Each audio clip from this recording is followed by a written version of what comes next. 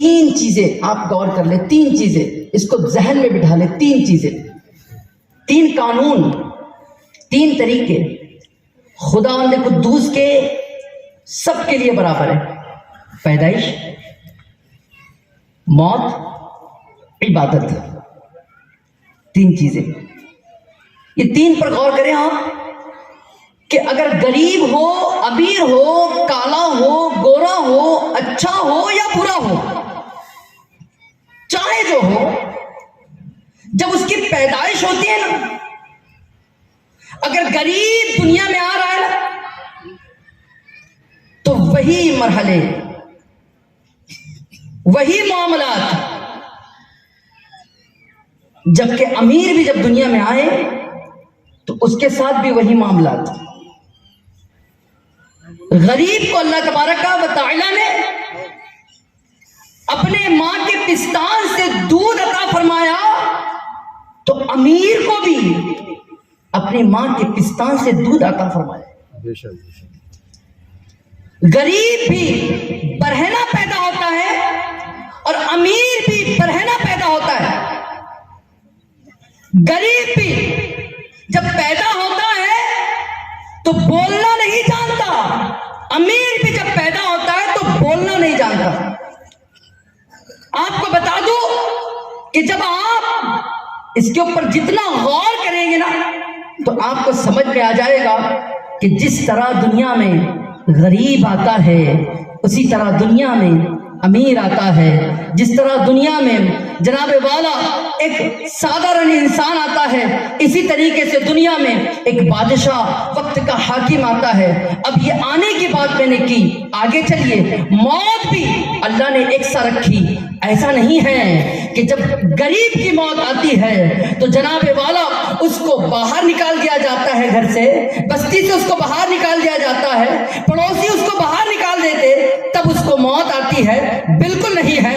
غریب بھی جناب والا اپنے مکان میں دنیا سے جاتا ہے، اپنے گھر سے دنیا سے جاتا ہے، اور امیر بھی اپنے مکان میں رہ کر دنیا سے جاتا ہے. موت بھی ایک جیسی ہے، آنا بھی ایک جیسا، جانا بھی ایک جیسا. امیر مر گیا، ایسا نہیں ہے کہ اس کو کفن دیا جائے گا، غریب کو کفن نہیں دیا جائے گا. بالکل نہیں ہے. جب امیر کو کفن دیا جاتا ہے ویسے غریب کو بھی کفن دیا جاتا ہے.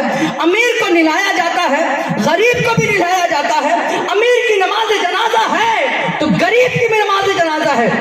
آگے چل کر آپ کو بتا دوں، ایسا بھی نہیں ہے کہ امیر اگر دنیا سے چلا گیا، یہ خیرات اور صدقات زیادہ کرتا تھا، یہ لوگوں کی مدد زیادہ کرتا تھا، یہ جناب والا غریبوں کا خیال زیادہ کرتا تھا، لہذا نماز کے اندر اس کی 5 تکبیریں کہہ دی جائے، اس کی 6 تکبیریں کہہ دی جائے، اس لیے کہ اس کے پاس سرمایہ زیادہ تھا، اس کے پاس دولت زیادہ تھی، اس کے پاس مال زیادہ تھا. نہیں، اتنی ہی تکبیریں کہی جائے گی جتنی غریب کے جنازے میں کہی جائے گی. وہی پڑھا جائے گا جو غریب کے جنازے میں پڑھا جائے گا.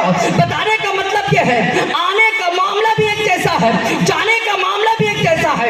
چلے عبادت پر غور کرتے ہیں. اب جناب والا امیر کا جو کلمہ ہے وہی غریب کا بھی کلمہ ہے. امیر کو بھی نماز فجر پڑھنا ہے، غریب کو بھی نماز فجر پڑھنا ہے. جناب والا اچھے کو بھی نماز فجر پڑھنا ہے، اس پر بھی فرض ہے، تو برے پر بھی نماز فجر فرض ہے. آپ دیکھیں، ایسا نہیں ہے کہ کوئی امیر ہے تو اس کو سردیوں کے موسم میں روزے رکھنا ہے، امیر ہے اس کو برسات کے موسم میں روزے رکھنا ہے. کیوں؟ اس لیے کہ وہ روزے کے گرمیوں کی شدت کو برداشت نہیں کر سکتا، گرمیوں کی تپش کو برداشت نہیں کر سکتا. گرمی کے موسم میں روزے وہ رکھے گا جو رکشہ چلائے گا، گرمی کے موسم میں روزے وہ رکھے گا جو غریب ہے. بالکل ایسا نہیں ہے، جیسے امیر روزہ رکھے گا ویسے غریب بھی روزہ رکھے گا. جب امیر سحری کرے گا ویسے غریب بھی سحری کرے گا. تو پتہ کیا چلا؟ خدا کا قانون ایک جیسا ہے، خدا کی عبادت ایک جیسی، آنے کا معاملہ ایک جیسا، جانے کا معاملہ ایک جیسا. اب میں آپ کو بتاؤں، یہ ہمارے ذہن کا فطور ہے، یہ ہمارے ذہن